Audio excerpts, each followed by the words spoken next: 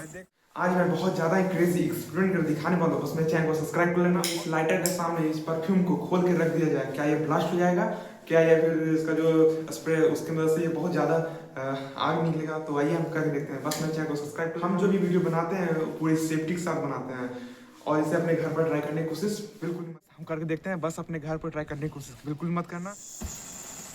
भाई देख सकते हो क्या खतरनाक इसे गैस निकल रहा है। अपने घर पर ट्राई करने की कोशिश बिल्कुल मत करना।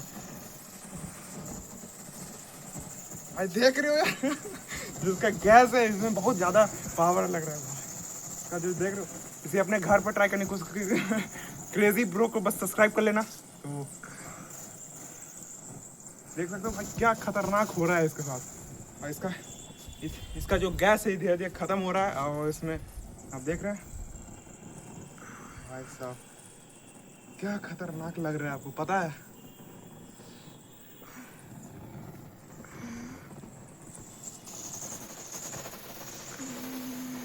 ओ भाई साहब